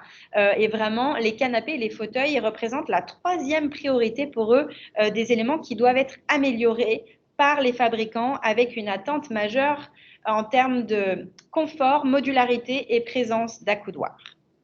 Et donc, les canapés, on bascule ensuite, en restant dans les assises, sur les chaises. Ils nous ont aussi partagé pour eux qu'est-ce qui était une bonne chaise. Et c'est vrai qu'il existe plein de différents types de chaises, mais finalement, ils aiment beaucoup les assises de l'extérieur. Pourquoi? Parce qu'elles sont, il semble-t-il, plus confortables, plus légères, plus larges, plus ferme, mais finalement avec cette notion de toile, un accueil moelleux. Donc peut-être s'en inspirer pour les chaises de l'intérieur. Cette notion où on fait attention aux angles et potentiellement sur les accoudoirs d'avoir des angles arrondis. Comme le canapé, la hauteur idéale d'une chaise, c'est vraiment quelque chose qui permet d'avoir un dossier jusqu'en haut des épaules et des omoplates. Et donc, voilà, et ces points de vigilance sur les accoudoirs qui doivent être ergonomique. Et donc, pareil, pour refaire un petit peu un résumé sur l'histoire qui se raconte, et vous verrez dans le cahier inspirationnel, on a d'autres belles images sur les chaises, c'est vraiment le compromis sans le confort de l'esthétique, que les assises extérieures et de bureau sont vraiment des bonnes sources d'inspiration pour les autres chaises, les autres pièces, donc les chaises de la cuisine ou de la salle à manger. Une bonne chaise, il y a la notion de la légèreté, mais de la solidité, de la stabilité qui est vraiment très importante, des accoudoirs pour se relever, qu'elles soient fermes mais avec un accueil légèrement moelleux. Ils ont presque besoin d'avoir l'impression qu'elles s'adaptent à leur corps comme les chaises de jardin avec la toile. Et cette hauteur du dossier qui est vraiment très importante. Et donc encore une fois, les attentes majeures, c'est le confort, la modularité et la présence d'accoudoirs. Si on bascule sur la cuisine, on avait vu dans l'étude que vraiment, ils aimaient le mobilier de cuisine et qu'il fallait s'en inspirer pour la fonctionnalité et d'autres pièces. On avait vu que dans l'étude, l'espace de travail était vraiment une attente majeure et une contrainte pour aménager sa cuisine. Et donc, ils ont réfléchi à des solutions pour mieux optimiser le rangement, des solutions qui existent, ces notions de tiroirs coulissants ou de plan de travail qui peut venir recoulisser sur les plaques de cuisine ou même sur l'évier, mais pour autant, ils ne les connaissent pas et vraiment, ils ont besoin parce qu'ils ont souvent, comme ils nous l'ont dit, c'est très rare d'avoir la même cuisine que dans L Décoration qui fait 40 mètres carrés où il y a de la place de partout. En fait, finalement, ils ont souvent des petits espaces et il faut pouvoir mieux les moduler parce qu'il y a cette notion de force musculaire, de pouvoir porter les casseroles, de pouvoir cuisiner, de vraiment avoir un lieu fonctionnel. Et donc, ce plan de travail est vraiment essentiel pour reposer des objets. Et en même temps, cet espace de travail peut être un espace de rangement, c'est-à-dire on le voit de plus en plus maintenant, on a des robots de cuisine, on a différents ustensiles, il faut pouvoir les ranger, mais ces robots sont lourds, donc il faut pouvoir les ranger et pouvoir en disposer. Donc pourquoi pas aussi faire en sorte que les espaces de rangement puissent coulisser pour apporter d'autres surfaces de travail, tout en faisant attention que ça ne soit pas des tablettes bancales et que quand ils tirent, l'élément reste bien sur la surface coulissante et ne tombe pas. Il y avait aussi des solutions intéressantes, notamment avec cette notion de la diminution de la vision où il y a plus de personnes malvoyantes chez les seniors, de faire attention aux différents éléments ou aux éviers, par exemple en fonction de s'ils le tournent trop fort, et ben l'eau coule à côté. Donc voilà, il y avait un petit peu peut-être des pardon, je retrouve plus le mot, des astuces et un blocage à mettre au niveau du robinet, par exemple, pour les malvoyants, et ces surfaces de rangement, par exemple, qui peuvent coulisser par-dessus les plaques de cuisson ou les éviers, c'est quelque chose qui pouvait être aussi intéressant quand on a des problèmes de vision, pour pas, de manière imprévue, appuyer sur les boutons ou les plaques de cuisson. Autre inspiration dans la cuisine, c'est la hauteur. Ce qui est ressorti des échanges avec les seniors et vraiment l'histoire qui se raconte, c'est qu'il faut réfléchir aux cuisines à hauteur. Et finalement, c'est quelque chose qui devrait être proposé en premier par les vendeurs. Donc, en fonction de la disposition de la pièce et des éléments, dans un premier temps, ils aimeraient que les vendeurs leur proposent tous les éléments à hauteur, que ce soit le lave-vaisselle, le four, les surfaces de travail et le rangement. Ensuite, par rapport à leurs problématiques, ils vont préférer à ce qu'il y ait des rangements en dessous. Et ensuite, en troisième recours, en fonction des besoins de rangement du budget, là, il faut aller sur les rangements en hauteur. Donc, c'était plutôt intéressant d'avoir vraiment cet ordre de priorité sur la hauteur des éléments et cette notion aussi des cuisines en U qui sont très intéressantes pour améliorer la surface de plan de travail. Mais c'est vrai qu'ils ont dit, en fait, maintenant, les lave-vaisselle, il n'y a que chez les professionnels où ils préconisent de les mettre à hauteur. Et peut-être que ça serait une autre démarche de vente de les proposer à hauteur en premier lieu. Ça ferait réfléchir les seniors. Dans la cuisine, il y avait cette notion des points d'appui. Et c'est vrai que c'était des avis partagés parce que autant on parle de points d'appui qui sont importants, notamment dans la salle de bain et dans le logement. Et dans la cuisine, ils ont dit que c'était intéressant des points d'appui qui existent dans le commerce et différentes... J'entends même pas la visio. Sylvain, vous pourriez couper votre micro? Pardon. Sylvain, merci. Désolée, Kathleen. Pas de souci, pardon, ça m'a perturbée dans le flux. Bah oui, j'imagine. Sylvain était lancé. Bah oui, on est spontané. Mais donc, ces points d'appui, oui, pourquoi pas, mais au final, si c'est des points d'appui qui se tirent, parce que l'idée des seniors, c'était d'avoir un point d'appui qui se tire peut-être dans les fileurs ou autres, mais en fait, ils utilisent tout l'espace dans leur cuisine. Donc, quand ces points d'appui ou ces barres de relevage sont vraiment trop localisées, c'est pas forcément toujours plébiscité par les seniors. Ils ont leurs fameux escabeaux qu'ils utilisent régulièrement, les escabeaux qui font frémir les ergothérapeutes et pareil, qui font frémir les statistiques des chutes. Et donc, peut-être réfléchir que dans le rangement de la cuisine ou dans le logement, ils ont besoin de ces escabeaux, mais déjà d'avoir des escabeaux plus sécurisés avec des points d'appui et de réfléchir peut-être comment ils pourraient simplement bien s'intégrer dans la cuisine, se ranger, être facilement déplaçable avec des roulettes, mais pour autant avoir un système, ce qui s'appelle le pad d'éléphant, que quand on monte dessus, ça s'appuie sur les roulettes et donc ça reste stable. Donc voilà, les points d'appui et les rangements et les escabeaux, aussi à réfléchir parce que c'est quelque chose qui est utilisé dans la cuisine par les seniors, mais comment les sécuriser? La cuisine, l'histoire qui se raconte, c'est que beaucoup de choses existent déjà, mais elles ont besoin de plus être valorisées auprès des seniors et proposées en priorité en fonction de leurs problématiques. Cette notion d'augmenter la surface du plan de travail, elle est vraiment clé. La cuisine à hauteur est un incontournable. Le confort sans le compromis de l'esthétique, toujours très important pour eux. Et comme on l'a dit, le mobilier de cuisine, c'est quand même du mobilier très intéressant et pourquoi pas s'en inspirer pour les autres pièces. Passons maintenant sur le sujet des tables. Sujet très intéressant, c'est que finalement, ils sont intéressés par des tables modulables. Pourquoi? Tout simplement parce qu'on a parlé des assises et en fait, ils n'achètent pas forcément la table qui va avec les assises. Ils vont se dire, cette table me plaît, ces assises me plaisent, mais à 3 ou 4 cm près, la table et les assises ne vont pas ensemble. Et donc, l'idée, c'est d'avoir une table modulable, peut-être avec une flexibilité de 10 cm, soit avec un système de poignée, soit avec un système de vis en dessous, ce qui permet d'avoir des tables qu'ils peuvent vraiment plus adapter à leur posture et à leurs besoins, à leur chaise. Mais qui plus est, une table modulable, pas non seulement dans la hauteur, mais aussi dans sa volumétrie. Parce que les seniors ont peut-être des petits espaces, mais aiment recevoir. Donc, ils parlent dans la salle à manger, d'avoir besoin de faciliter l'accès et supprimer des meubles. Donc, d'avoir des tables qui changent de taille et qui ont des rallonges, mais qui peuvent être petits quand ils sont tout seuls, mais qui peuvent s'agrandir quand ils accueillent du monde. C'est vraiment quelque chose qui est très important pour eux. Donc, comment allier tout ça?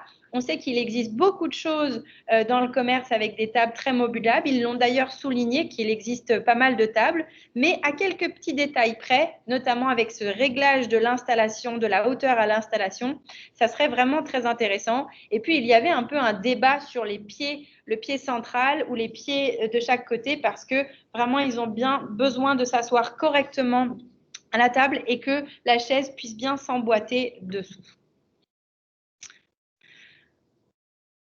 Autre sujet dans les tables, pardon, eh ben, c'est une table, mais c'est la table de chevet. Et la table de chevet, je pense qu'on peut le dire, Guillaume, c'était vraiment ce qui est ressorti comme un incontournable qui avait besoin d'évoluer. Et donc, la table de chevet, à la fois, c'est une table, ça rejoint le rangement, mais ça rejoint aussi le lit. Et pour eux, les tables de chevet ont totalement besoin d'être repensées.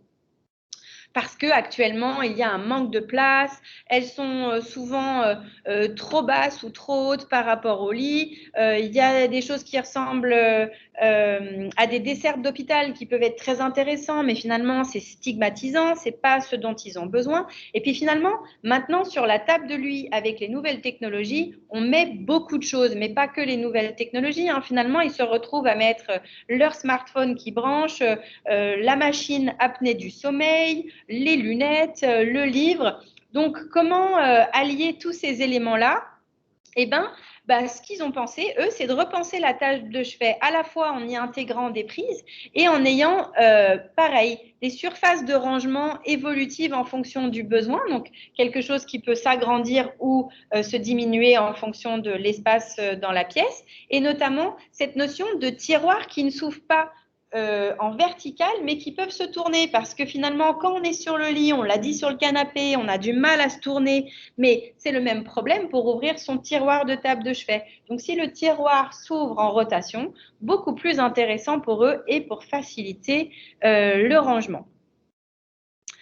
Donc, les tables, une histoire qui se raconte sur une modularité. Encore une fois, la table de chevet, c'est vraiment quelque chose où il y a un potentiel d'évolution, mais plus. Donc, à réfléchir pour les entreprises qui commercialisent des tables de chevet, cette notion de modularité.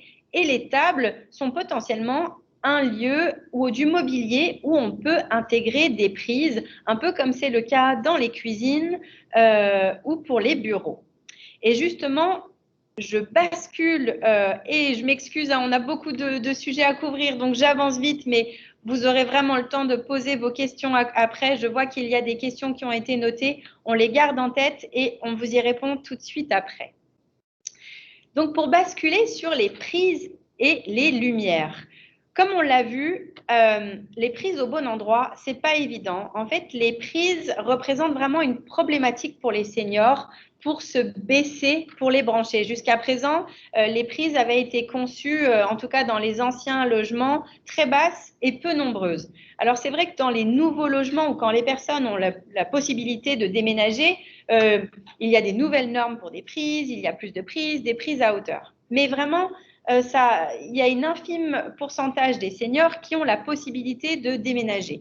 Et donc, forcément, et puis ils ne veulent pas forcément déménager, donc est-ce que finalement le mobilier ne pourrait pas être un facilitateur pour mettre les prises au bon endroit?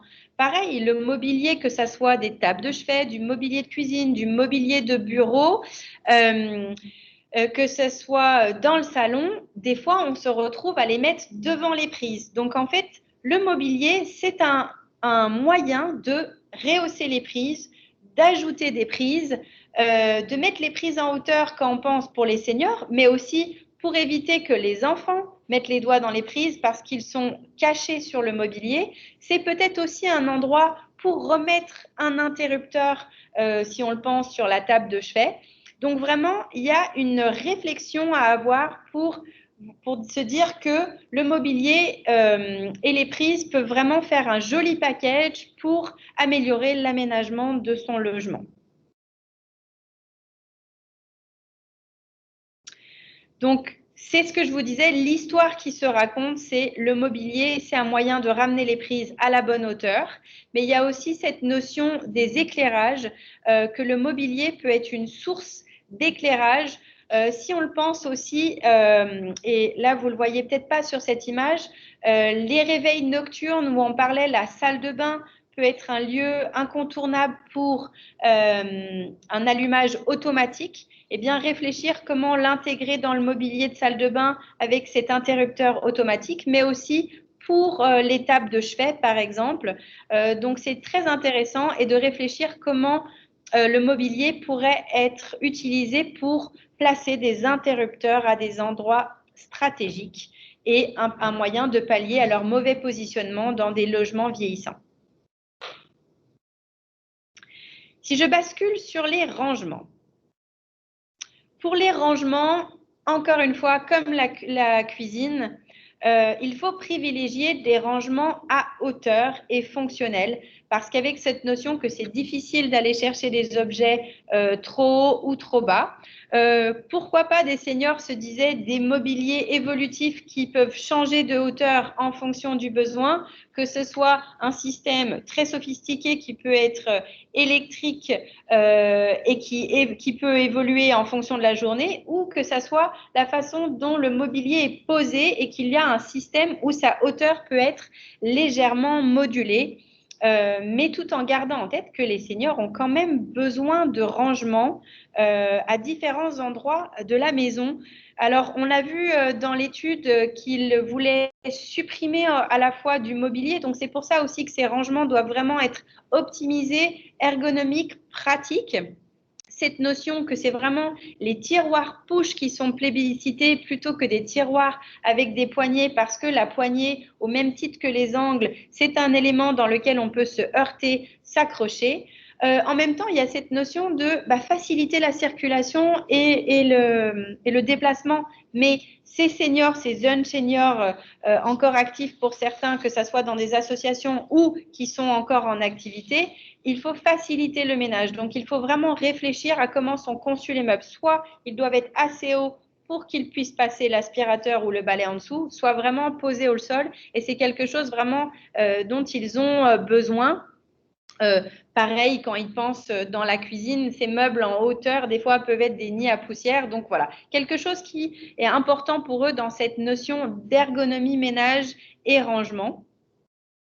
Et donc, pour résumer l'histoire qui se raconte autour des rangements, ce qui était intéressant, c'est qu'il y a beaucoup d'inspiration et d'éléments qui seraient intéressants. Et vous pouvez le voir aussi dans le cahier inspirationnel, mais ils nous ont dit les mobil-homes et les camping-cars peuvent vraiment être source d'inspiration parce qu'ils ont plein de petites astuces qu'on peut trouver pour faciliter le rangement et avoir ces surfaces de travail qui se tirent. Pourquoi pas mieux les faire connaître, mais dans le logement? Ils préfèrent les meubles à hauteur, les meubles pour faciliter le ménage, comme je vous disais, avec un espace en dessous ou aucun. La notion des tiroirs où on enlève les poignées qui peuvent être contraignantes quand on se heurte dedans. Et ce mobilier qui peuvent intégrer des prises électriques qui peuvent vraiment avoir du sens pour eux, notamment, pourquoi pas, pour recharger un aspirateur sans fil alors qu'il est rangé. Donc, ça, c'est des préoccupations qu'ils ont au niveau du rangement. Si on bascule sur l'extérieur, alors, c'est une thématique, on s'est vraiment plus focalisé sur l'intérieur du logement et les différentes pièces parce que c'était les priorités, mais on a quand même abordé le sujet de l'extérieur avec eux. Et il y a vraiment pour eux du mobilier d'extérieur qui est vraiment de qualité, qu'ils aiment sa notion de comment il est coloré, plus léger, malléable. Et en fait, ils se retrouvent à avoir du mobilier qui est utilisé à la fois à l'extérieur et à l'intérieur, même certains, notamment pour ceux qui ont des balcons ou des terrasses en appartement, parce qu'au moment de l'été, ils vont laisser les portes plus ouvertes et ils vont basculer ces chaises sur le balcon ou la terrasse pour ensuite les re-rentrer. Mais même d'autres nous ont dit qu'ils s'inspiraient du mobilier d'extérieur parce qu'il y avait un autre choix ou du mobilier confortable qu'ils utilisaient au quotidien à l'intérieur. Donc, plutôt intéressant de réfléchir à ce qui se fait sur l'extérieur. Mais voilà, faire aussi attention au point de vigilance, le fait que ces mobiliers extérieurs peuvent à la fois être faciles à ranger ou des fois plus volumineux. Donc, à réfléchir à ces éléments-là dans la conception. Et donc l'extérieur qui était aussi très important parce qu'il y a beaucoup de nouvelles normes pour la gestion des déchets. La gestion des déchets leur apporte beaucoup de contraintes dans leur logement, dans leur balcon, parce qu'il faut maintenant avoir le bac de recyclage, le bac de compost, le bac à déchets, plus les rangements, plus les sacs plastiques, plus leurs différents éléments, plus le caddie de course. Donc quelque chose qu'il faut aussi intégrer dans la conception des rangements, dans la conception des aménagements dans les logements, où est-ce qu'ils peuvent correctement stocker leur recyclage ou leur bac à compost, sachant qu'ils ne vont pas forcément descendre tous les jours, où est-ce qu'ils peuvent le mettre à un endroit pratique pour eux, mais vraiment qui n'est pas toujours là présent au quotidien, parce qu'on sait que le compost peut générer des odeurs. Donc, c'était vraiment un point de vigilance et quelque chose qu'ils trouvent ça important. Et c'est vrai que c'est quelque chose qu'ils voyaient beaucoup dans le commerce avant, ces différents bacs de tri, et qu'ils ont plus de mal à trouver. Donc, peut-être si des choses existent, il y a vraiment un manque de visibilité sur celle-ci. Parce que, rappelons-le quand même, 93% des 60-75 ans vivent dans un logement avec un extérieur. Donc, c'est important de capitaliser sur l'extérieur aussi et comment du mobilier peut être basculé entre l'intérieur et l'extérieur et faciliter les accès. Je bascule maintenant sur les services, qui est vraiment une thématique qui regroupe finalement beaucoup de choses sur les autres thématiques et sur laquelle j'aimerais m'attarder un peu plus parce que c'était vraiment très intéressant, les retours des seniors. Alors, on leur a posé un peu la question, notamment, on s'est rendu compte dans l'histoire qui se raconte, c'est qu'il y avait beaucoup de choses qui potentiellement existaient si on compare les idées qu'ils ont eues avec des benchmarks et sûrement certains d'entre vous diront mais oui, mais moi j'ai une solution comme ça. Il y a cette notion de visibilité, de rendre plus lisibles les produits adaptés aux seniors, mais pas que, sans pour autant tomber dans la stigmatisation et le label spécifique pour les seniors qui finalement peut être un petit peu stigmatisant, intimidant. Il peut être à la fois positif et rassurant, mais quand même, dans la plus grande majorité, il est plutôt vu comme négatif et pas rassurant. Et donc, pourquoi pas cette notion d'un label fonctionnalité, confort, usage pour tous. Et c'est vraiment une notion qui peut transparaître tout le long pour la visibilité des solutions.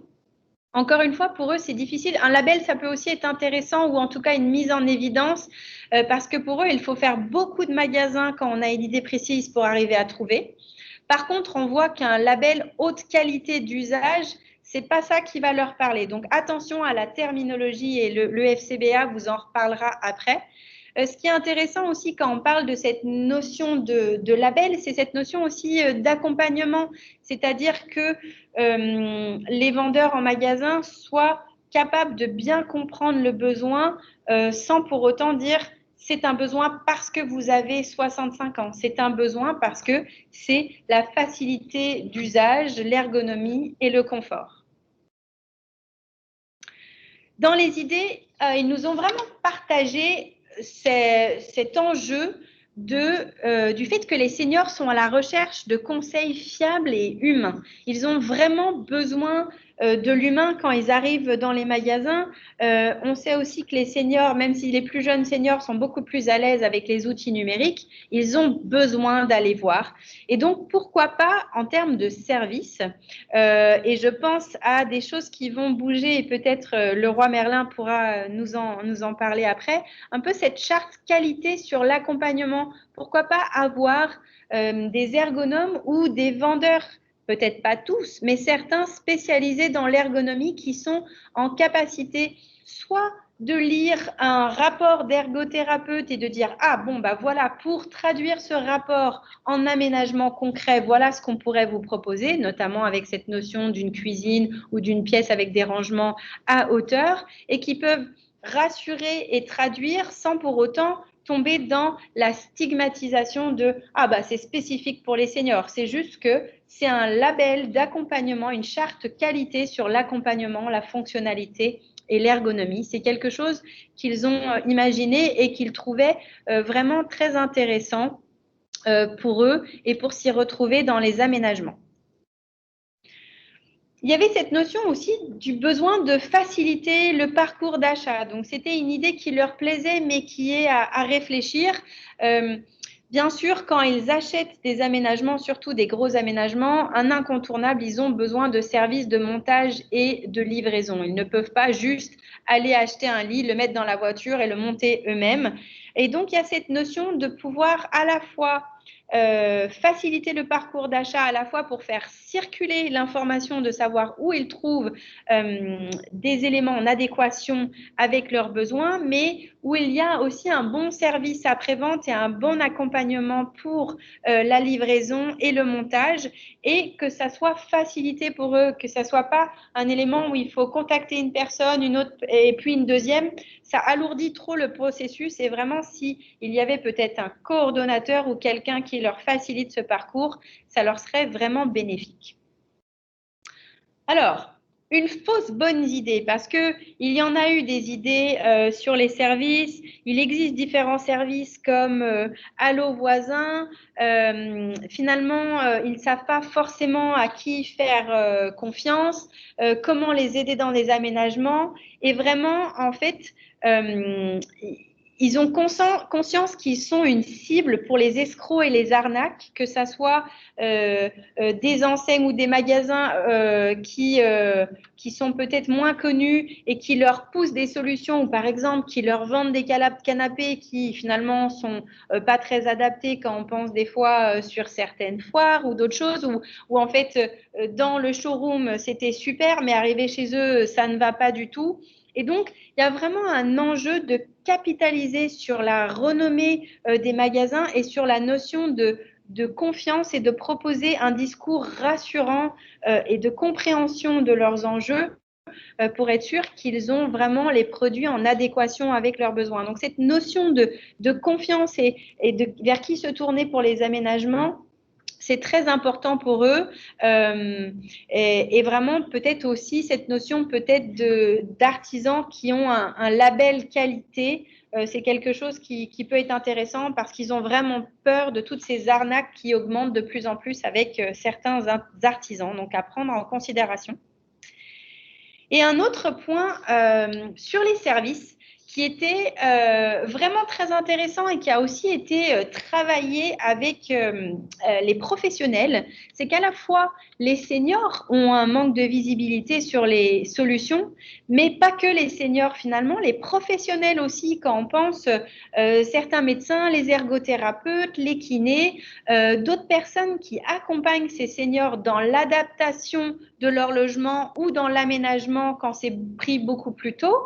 Eh ben, ils se disent, mais en fait, il existe plein de choses super, mais on ne les voit pas, on n'a pas la visibilité. Donc, pourquoi pas aussi réfléchir à des communications, à des catalogues ou à des sites où il y a une meilleure visibilité. Ça pourrait peut-être être une visite virtuelle d'une maison ou des différentes pièces avec les différentes entreprises de l'ameublement français qui proposent un panel de solutions qui ont été mises en évidence comme en adéquation avec une typologie de besoins qui permettrait aussi aux professionnels type ergothérapeute d'être beaucoup plus pertinents et créatifs et de mieux accompagner les seniors sur des solutions qu'ils peuvent retrouver en magasin, surtout en sachant que, comme je vous le disais avant, les mutuelles proposent des visites gratuites d'ergothérapeutes dans certains cas à partir de 75 ans. Et donc, c'est très intéressant pour ces professionnels d'être vraiment au fait des solutions qui sont proposées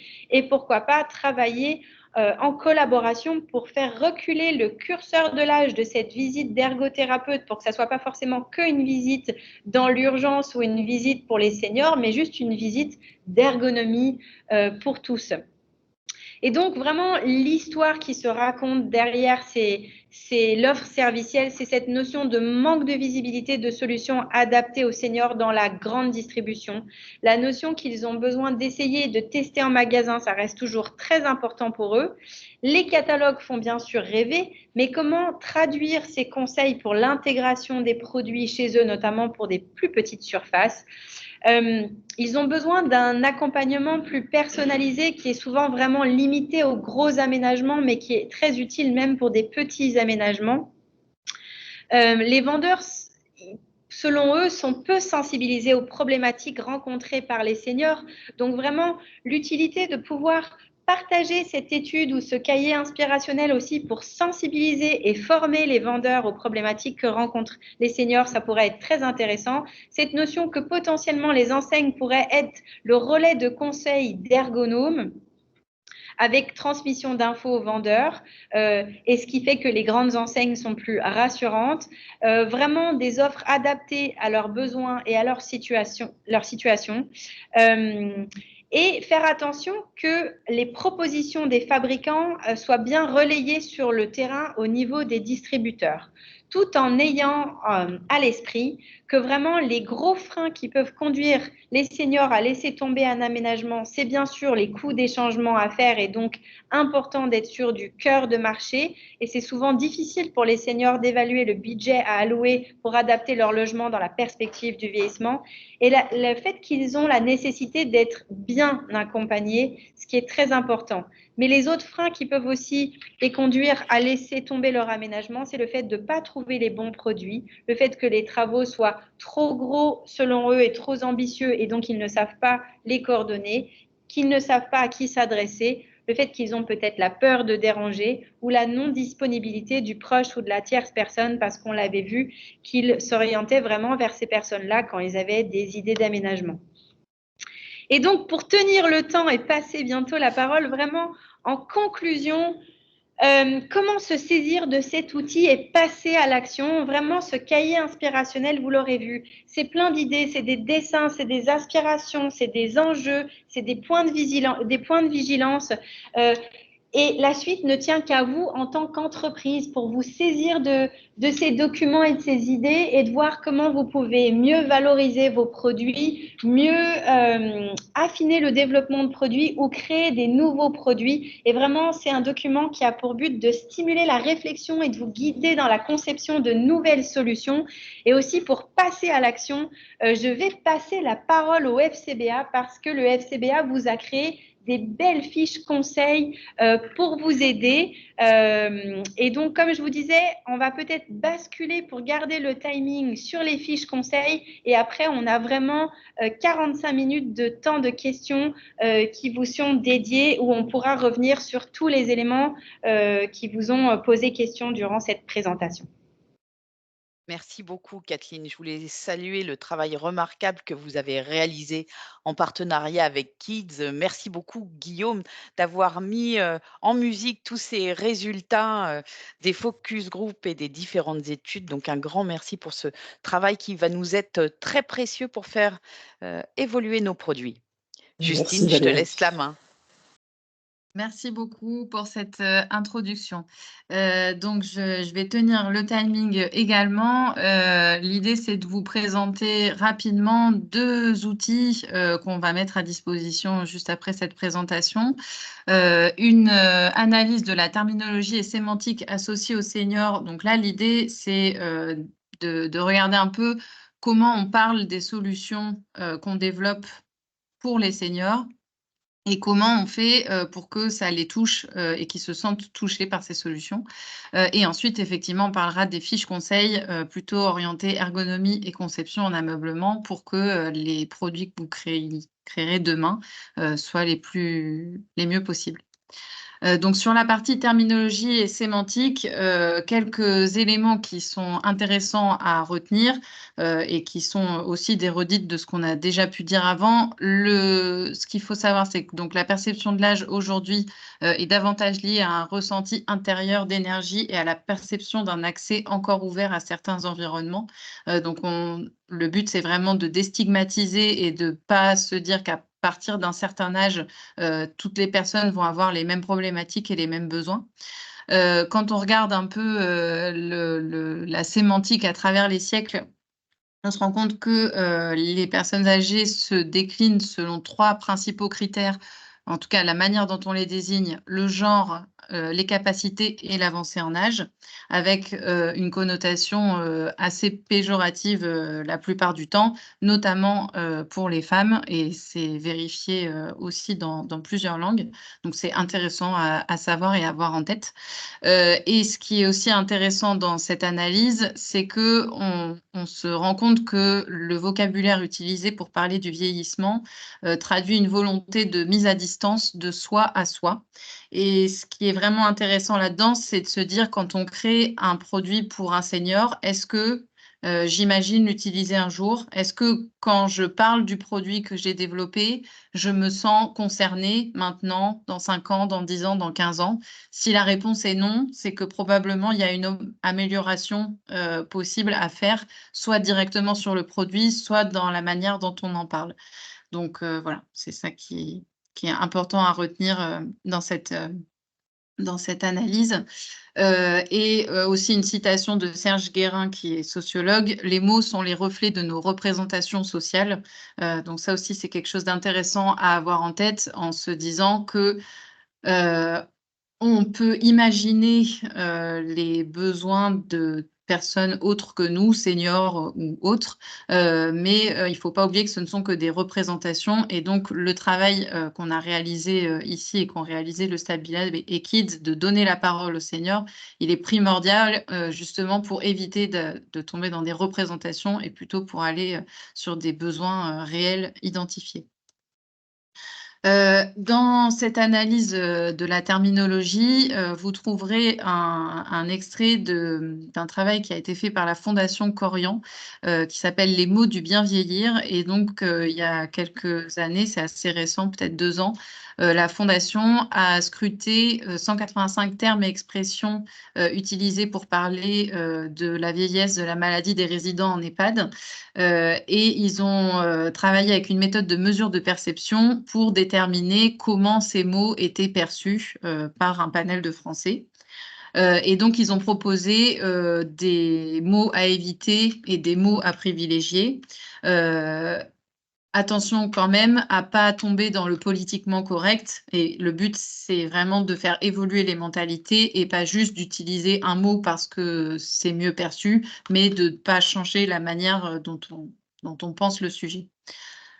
Ce qui est intéressant à retenir de ce travail sur les mots du bien vieillir, c'est que la manière dont on parle aux seniors, ça doit traduire la continuité de vie et le maintien du libre arbitre de nos aînés, donc éviter de se mettre à la place d'eux et de conseiller pour sans savoir, sans connaître réellement les besoins des utilisateurs, de privilégier toujours des verbes actifs et pas de dire, par exemple, ne plus pouvoir, donc éviter les tournures passives, d'alléger le poids du sentiment de rupture. Et donc ça vaut pour la sémantique et les mots qui sont utilisés, mais ça vaut aussi dans le produit directement. Si on a des produits qui montre trop une rupture entre la majorité des usagers et les seniors, on rentre dans une forme de stigmatisation et donc dans un produit qui probablement ne fonctionnera pas très bien sur le marché parce qu'il ne sera jamais choisi, il sera plutôt subi. Donc éviter au maximum le sentiment de rupture dans la conception et dans la manière dont on va présenter le produit. Et attention aussi au vocabulaire médicamenteux. Donc là, en ameublement, c'est surtout pour les produits médicaux et moins pour les produits d'ameublement plus classiques. Mais ça tend à ce qu'on dit depuis le début, c'est-à-dire une harmonisation des usagers et des usages et donc éviter d'avoir des produits trop spécifiques, en tout cas de les présenter comme tels. Dans cette terminologie, on a aussi analysé quelques autres secteurs et analysé la manière dont ils parlaient des seniors ou aux seniors. Et donc, on a mis ici un exemple donc de Decathlon qui est assez bon en la matière. Donc, quand on regarde un peu la manière dont ils communiquent, en fait, il n'y a pas déjà de distinction d'utilisateurs seniors dans les catégories d'utilisateurs. Quand on tape le mot senior sur le site, il est très peu, voire pas utilisé. Il y a 12 résultats, je crois, sur les milliers de pages possibles de Decathlon. Donc, on voit qu'en fait, le mot senior n'est pas utilisé. Les produits sont mis en scène avec des utilisateurs de tous âges et en même temps. Il n'y a pas des produits avec des photos de personnes plutôt âgées ou des personnes plutôt jeunes. Vraiment, tout est mélangé sans distinction. Et les descriptions des produits qui vont avec ne distinguent pas non plus les types d'utilisateurs. Donc, en fait, c'est vraiment multi-usage. Et parfois même, les produits sont présentés sans distinction des utilisateurs. Donc, on voit en haut à droite des photos de pantalons où en fait, on ne reconnaît pas l'utilisateur. Donc, on ne voit pas si c'est une personne de 30, 40 ou 70 ans. Et la communication est axée énormément sur la pratique du sport, donc vraiment sur les fonctions des produits qui sont vendus et pas sur les utilisateurs pressentis. Et donc ça, c'est un conseil qu'on a repris dans les fiches conseils, donc que je vais vous présenter tout de suite. Donc, pour un peu essayer de vous donner des outils pour vous aider dans la conception des produits en se basant sur tout le travail qui a été fait et présenté juste avant, on a imaginé des fiches conseils issues des problématiques identifiées dans le projet Bien vivre chez soi. Et donc, aujourd'hui, on a créé 4 fiches. Une fiche s'asseoir, une fiche se déplacer, une fiche manipuler des objets et une fiche atteindre hauteur et sol. Ces fiches, elles sont construites toutes de la même manière. Donc, il y a 4 pages.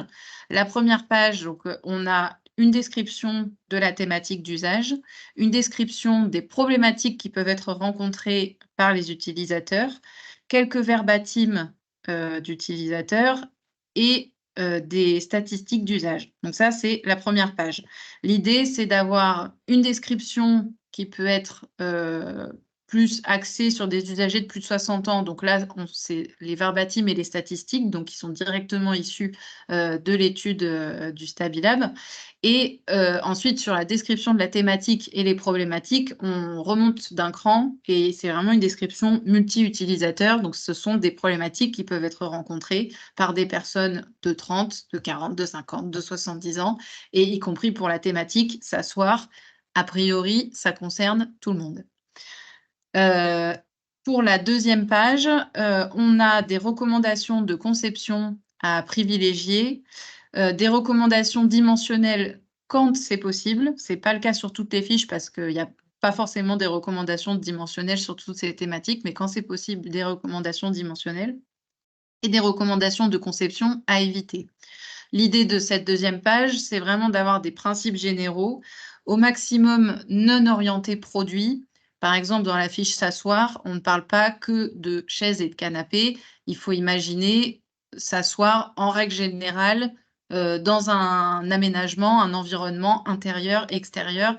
Et donc, parfois, ça peut même être s'asseoir sur une table, s'asseoir par terre. Enfin, le but, c'est vraiment de se concentrer sur l'usage et pas sur le produit pour que vous puissiez, chacun industriel, fabricant d'ameublement, vous approprier cette thématique d'usage. Et encore une fois, adapté à tout type d'utilisateur. Les recommandations, elles sont valables pour des plus de 60 et pour des moins de 30. Et ensuite, les deux autres pages de ces fiches conseils. Donc, il y a la troisième page qui reprend des idées de solutions identifiées lors des séances créatives menées avec les utilisateurs et kids, donc avec quelques idées de solutions et d'inspiration. Donc, c'est vraiment le but d'illustrer les propos et les thématiques qui ont été abordées, mais c'est vraiment pas ancré dans le marbre. Voilà, le but, c'est vraiment que vous vous les appropriez.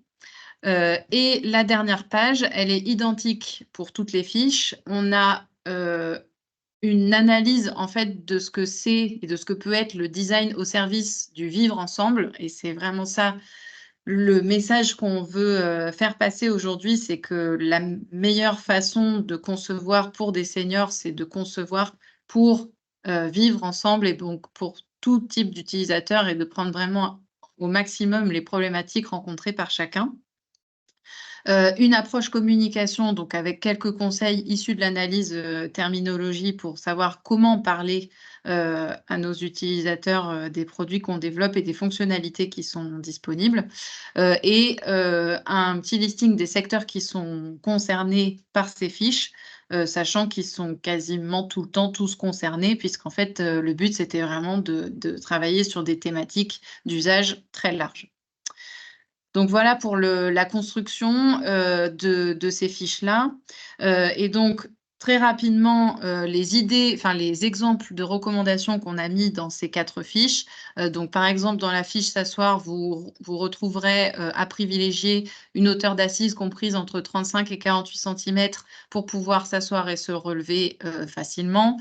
Des recommandations sur les profondeurs d'assise, des recommandations sur les accoudoirs ou points d'appui pour pouvoir se relever. Donc là aussi, point d'appui, on a fait exprès de remettre ce terme régulièrement pour pas forcément parler de chaise et d'accoudoir, mais point d'appui. Libre à vous ensuite de vous l'approprier, de créer à partir de cet élément. Et à éviter, par exemple, une assise trop enveloppante ou des piétements qui dépassent de l'assise pour éviter de créer un obstacle et d'être une difficulté. Donc, par exemple, les piétements qui dépassent d'une assise, on comprend que pour des personnes âgées, ça peut être embêtant, mais se prendre les pieds dans un coin de table ou dans un piétement, ça arrive à tout le monde à n'importe quel âge. Donc, voilà, je me répète, mais encore une fois, le but, c'est d'être inclusif et de correspondre à tout type d'utilisateur. Donc ça, c'est pour la fiche s'asseoir. Pour la fiche se déplacer, vous retrouverez en recommandation à privilégier de prendre en compte que des poignées ou des bords de mobilier peuvent être utilisés comme barre de maintien ou de redressement. Donc, il faut l'avoir en tête, mais qui ne doivent pas entraver un passage ou représenter un risque de blessure en cas de chute proche de ces poignées ou de ces bords. Prévoir que des points d'appui peuvent être nécessaires afin de faciliter l'accès à différentes zones de la maison, en particulier au niveau des marches et des escaliers, ou lorsqu'il y a un effort à faire particulier. Pareil, un effort à faire, monter des escaliers, c'est toujours un effort, plus ou moins subi en fonction des personnes, de la situation, de l'âge, etc. Mais ça représente un effort pour n'importe qui. Et à éviter des passages exigus, des pieds de meubles ou des poignets saillants ou des revêtements épais ou glissants qui pourraient entraver la mobilité. Sur la partie manipuler des objets, on a vraiment donc à privilégier une réflexion sur la prise en main dès la conception du produit, autant sur les matériaux utilisés que sur la répartition du poids du produit, les formes, les dimensions. Prévoir des points de préhension larges et accessibles facilement. Proposer des points de préhension à des hauteurs variées. Penser qu'une personne peut manipuler le mobilier pour s'appuyer, se lever ou pour déplacer le mobilier. Et dans les recommandations à éviter, des poignées ou des angles vifs, une concentration excessive du poids du produit à un seul endroit, qui sera difficile à manœuvrer. Et enfin, pour atteindre hauteur et sol, donc là, c'est tout ce qui est soit attraper des objets, soit manipuler des objets en hauteur ou au sol. Et donc là, l'idée, c'est de prévoir des hauteurs de rangement variées pour être adaptées au plus grand nombre d'usagers, intégrer des points de préhension pour faciliter la manipulation, notamment pour les objets situés en hauteur, ou avoir des systèmes d'ouverture et de fermeture autonomes, par exemple avec des systèmes poussoirs. Et à éviter des éléments manipulables placés à moins de 50 cm du sol ou au-delà de 1,80 m. Et encore une fois, les angles vifs et les surfaces glissantes. Et la dernière chose que j'ai oublié de dire au démarrage de la présentation de ces fiches, c'est que toutes les recommandations à privilégier ou à éviter ne sont pas cumulables dans un seul produit. Le but, c'est de donner des grandes pistes et des grandes recommandations et après, à vous de vous approprier et de voir ce qui est réaliste et réalisable en fonction des produits que vous êtes en train de développer. Voilà pour cette présentation. Donc, j'espère que ces outils vous seront utiles. Et bien sûr, si vous avez des questions, n'hésitez pas à revenir vers nous. Un grand merci Justine, un grand merci Manon pour ce travail complémentaire. C'était très, très, très intéressant. Tu as peut-être aussi un petit mot à dire sur le glossaire qui accompagnera ces fiches conseils avec la bonne sémantique. Oui, alors ça, ce sera dans la partie analyse terminologie. Oui. Et donc, c'est le glossaire. Alors, c'est pas un glossaire créé spécialement dans le cadre de Un ce projet, c'est lexique. le glossaire. Enfin, oui, mais le lexique est fait par Corian. Donc, on ne l'a pas retravaillé parce qu'en fait, il est très bien comme ça. Il est très bien. Il y a quelques mots qui sont vraiment orientés maison de retraite et métiers du médical qui ne sont pas forcément applicables en ameublement, mais la majorité des termes sont intéressants à prendre même dans l'ameublement. Donc ça, ce sera disponible dans le guide sur le champ lexical et la sémantique. Merci beaucoup, Justine. Donc, je vous propose de faire un petit point, de faire une conclusion. Déjà, est-ce que vous avez des questions avant qu'on puisse conclure?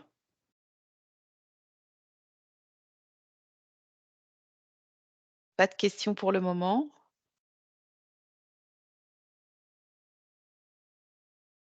Kathleen, si tu as encore la main, si on n'a pas de questions, je souhaiterais que tu puisses avancer la slide, tu sais. Super. Donc, l'objectif aujourd'hui, c'est qu'on vous a livré un certain nombre d'éléments très concrets hein, pour avancer dans ces optimisations et ces développements de nouveaux produits. Donc, l'objectif, c'est que vous puissiez le relayer le plus largement possible à vos équipes. Et ça concerne vos bureaux d'études, vos équipes marketing, les directions commerciales, les développements produits, de manière à ce que vous puissiez sensibiliser vos équipes et vous guider sur les premiers pas de solutions plus adaptées. Et aussi, l'objectif, ce serait de se donner rendez-vous dans 4 ou 5 mois, de manière à voir comment vous avez pu vous approprier ces résultats, de manière à ce qu'on puisse vous accompagner si vous souhaitez aller plus loin dans ces réflexions et faire évoluer vos produits. Et pour ça, on vous donne la possibilité de vous faire accompagner très largement de manière individuelle ou collective, que ce soit au travers du FCBA pour un accompagnement en termes d'innovation, de conception, d'ergonomie, d'essais, de certification. Et ça, c'est qu'une petite partie de ce que fait le FCBA. Vous pouvez aussi intégrer de manière collective, si on a un sujet assez prégnant de différentes entreprises qui souhaitent proposer différents produits, on pourra proposer au VIA d'intégrer l'incubateur The French Design. On pourra aussi, dès 2025, vous proposer un partenariat avec l'école Camando pour vous proposer des workshops intensifs, c'est des runnings sur 10 jours avec des réflexions avec les élèves de manière individuelle ou collective. Et bien sûr, vous pourrez également solliciter le Stabilabs et Kids pour l'excellent travail qu'ils ont réalisé en termes d'accompagnement individuel sur toute la partie innovation, design industriel et confrontation auprès des usagers, puisqu'ils ont la possibilité de tester également leurs produits. Donc voilà, nous, notre conseil, c'est de faire rayonner très largement ces produits, de manière à ce que vos équipes puissent s'en saisir et se les approprier. Et nous, sachez qu'on est là pour vous accompagner pour la suite. On vous laisse y réfléchir. On vous donne rendez-vous dans 4 ou 5 mois, pardon, et je vous invite vivement à revenir vers nous de manière à ce qu'on puisse vous donner les bons conseils si vous souhaitez voilà, aller plus loin dans cette démarche parce qu'il y a beaucoup de choses à faire. Voilà, donc si vous n'avez pas d'autres questions, on est presque dans les temps, on a dépassé de 5 minutes, je ne vois pas de réaction. Non, pas de questions?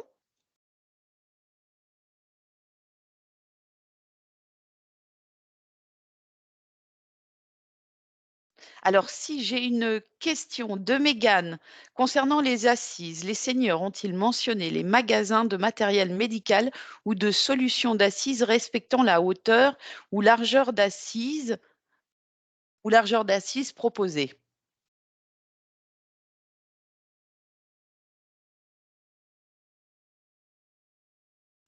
Alors, je vais me permettre de répondre à cette question. Oui, les seniors. Alors, c'est vrai que on avait fait une phase aussi avec du qualitatif et des seniors en phase 1 et où on avait des seniors avec un âge plus avancé. C'est sûr que quand ils avancent plus en âge ou si c'est des aidants, ils vont aller dans des magasins de matériel médical. Mais c'est vrai que là, comme on a reculé le curseur de l'âge, on était plus sur des solutions intemporelles pour tous les usagers, donc ils ont moins focalisé sur le matériel médical. Mais c'est vrai que la problématique qu'ils ont avec les assises, c'est qu'ils aiment ces solutions en termes de confort, mais elles restent très stigmatisantes pour eux. Et donc la démarche d'aller dans un matériel de solutions médicales, c'est exactement le point soulevé par Pascal Dreyer, cette notion entre aménagement et adaptation du logement, qui, avec l'aménagement qui est plus, on va dire, spontané et jovial, est vraiment dans cette notion de continuité, alors que l'adaptation, et quand on va dans le matériel médical, on est plus dans une notion de prescription et de subi. Donc, il y a peut-être aussi cette notion d'utiliser les sémantiques et les fiches conseils pour ces magasins de matériel médical qui doivent être peut-être déstigmatisés auprès des seniors et des usagers.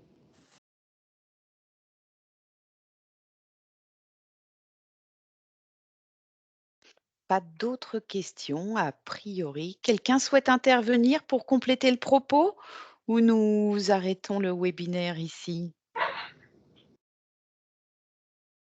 On a beaucoup de remerciements. C'est vrai que c'était un travail collaboratif passionnant, avec une restitution passionnante et des intervenants passionnants aussi. Donc, merci beaucoup au Stabilab, à Kids, au FCBA, à Leroy Merlin Source aussi qui est avec nous aussi et qui va probablement intégrer le prochain comité de pilotage parce que nous n'avons pas fini la réflexion et nous allons, dès 2024, nous emparer de la prochaine étude qui s'appellera Sortir de chez soi, les seniors prennent la parole, mais pas que, puisque ça concernera l'ensemble des usagers. Et cette nouvelle étude, on va pouvoir la co-construire avec les industriels du mobilier urbain et on pourra la transposer aussi dans les lieux collectifs. Donc, encore une nouvelle aventure qui nous attend très prochainement avec le FCBA et Kathleen et Kids. Voilà, donc comme il n'y a pas d'autres questions, je vous propose de mettre un terme à ce webinaire et je vous remercie infiniment pour votre participation. Nous envoyons les éléments très rapidement aux participants et de toute façon, nous allons les mettre sur le site à partir dès demain, y compris le replay. Donc, je vous souhaite une excellente journée à tous et à très bientôt pour de nouvelles aventures. Merci. Au revoir. Merci beaucoup. À bientôt et merci à tous. Au revoir, merci beaucoup. Merci à toutes et à tous. Au revoir.